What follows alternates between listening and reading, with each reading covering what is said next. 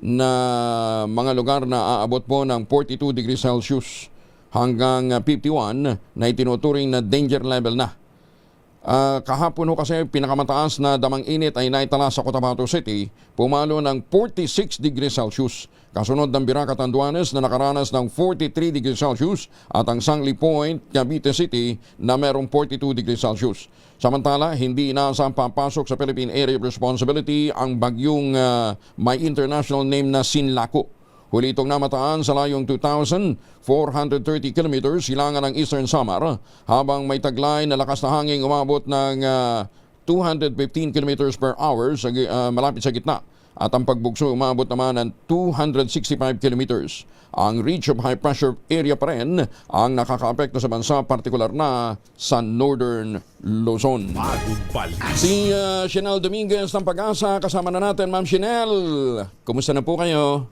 Magandang umaga din po sa inyo, Sir Angel. Magandang umaga din po sa mga taga-subaybay po natin.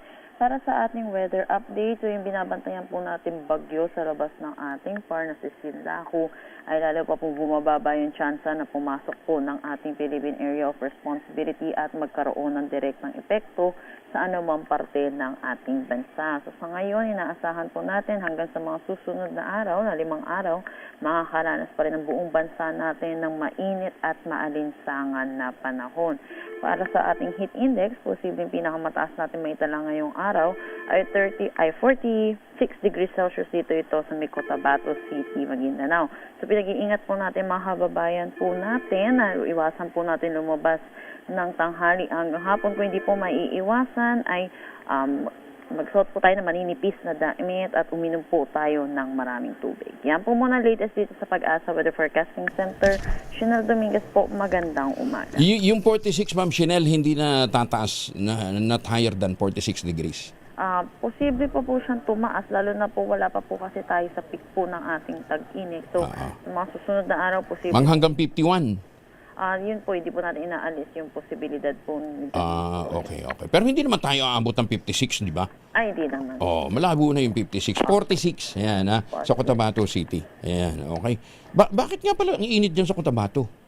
At malapit din po sa equator. Yung po kasi po namin sa may Cotabato is malapit po sa karagatan, which is mas humid po talaga po ang weather po talaga. Mas malapit ang Davao sa equator, di ba? Yes po, opo. Pero yung humidity po kasi dahil po sa init ng At saka walang bundok. Oo. Ang Davao City kasi mas malapit sa bundok eh. At least may shield. Oo. Sige. Thank you, Ma'am Shenelle. Ingat po kayo. Din po. Si Shenelle Dominguez mula po naman sa Pag-asa.